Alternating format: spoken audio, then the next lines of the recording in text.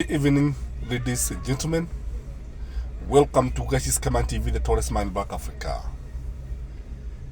Would you vote for Stephen Kalonzo Musyoka if he were to vie for the presidency? One thing I know about Stephen Kalonzo Musyoka in 2027 is that his name will be on the ballot. Kalonzo is now taking the issue of being in the ballot as a matter of life and death. But I have bad news for Stephen Kalonzo Musyoka. If elections were to be held today, Kalonzo would not clinch the presidency.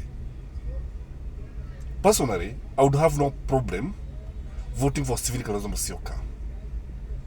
But the bad news is that he cannot win. That is a fact. If you look at the way our politics are moving, there is a lot of change.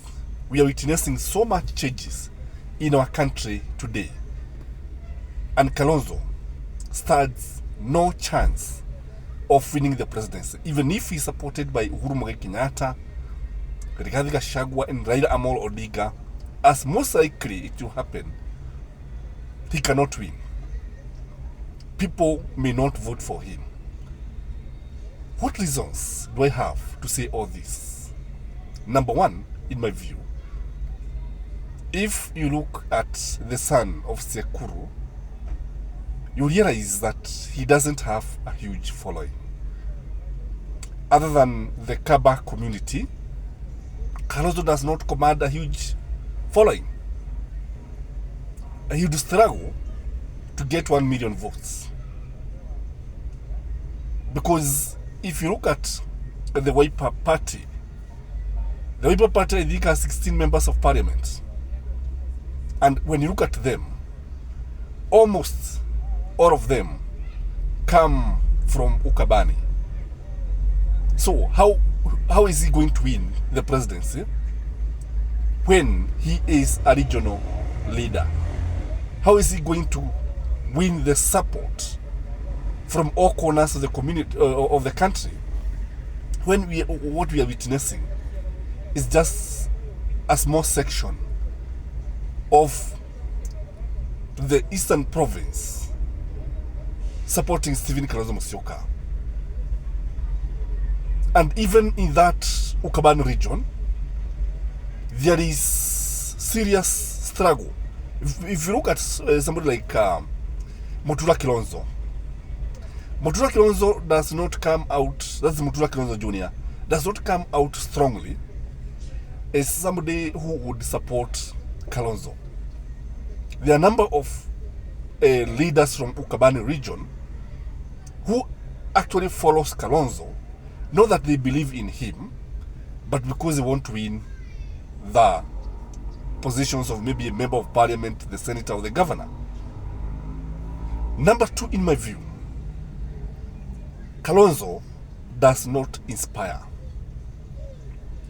You know, if you look at somebody like Babu Owino, if you pair Babu Owino and Stephen Kalonzo Musyoka, Babu Owino would get a huge following. In fact, he would defeat Kalonzo in the morning. This is because when you look at Babu Owino is an inspirational leader. Babu Owino is somebody who actually inspires the youth. If you look at Stephen Kalonzo Musyoka, yani huwa ameboeka tu. Ukimwangalia tu utaona kwamba ni wale watu ambao huwa ameboeka. Sio kama mtu kama Raila Amolo Odinga, sio mtu kama William Samoei Ruto, sio mtu kama Uhuru Muigai Kenyatta. Ni Kalonzo generally huwa ameboeka kabisa. And people usually get tired even listening to him. And you see, there's no charisma. That's why people get tired. Now, if he was full of charisma, if he was a charismatic leader, I think Kenyans would follow him. Now he would actually garner a huge following. But now, yani ako tu pale tu anaongea tu kama mtu mzee wa kawaida. The third thing in my view, Kalonzo need to mobilize a lot of resources. If you compare Kalonzo Musyoka and somebody like Uhuru Muigai Kenyatta, Raila Amolo Odinga, you see, there's about to be a challenge when it comes to mobilization of resources to compete for the presidency in this country. For you to win the presidency, you need to have a lot of money. You really need to have a lot of money. And that is why somebody like Jimmy Wanjigi would actually give Kalonzo a run for his money. Because Jimmy Wanjigi, the fact that he is a billionaire, the fact that he can move easily, the fact that he can be able to organize meetings, rallies, hire choppers, and even pay for his friends. I think you would now see the difference when you compare Jimmy Wanjigi, the billionaire who has been funding presidential candidates, and Stephen Kalonzo Musyoka. Again, if you look at Stephen Kalonzo Musyoka, many leaders are not willing to give, to support him. They're not ready to pave way for him. And that is why, when you look at Raila Amolo Odinga, I think one of the things that motivated him, because literally when you look at Raila Amolo Odinga is not in Azimio. It's not in Azimio, truth be told. If you look at him, maybe he left Azimio because he realized that Kalonzo cannot win. Because he realized that if they are going to front Kalonzo, they will lose in the morning. Because you remember even Ndani, William Samoei Ruto was laughing the other day when he was in Kisumu. I'm not sure that was in Kisumu, but he was in Luo Nyanza. When he was saying that Baba will not be there, Sasa, and he was laughing that he'd be paired with Kalonzo.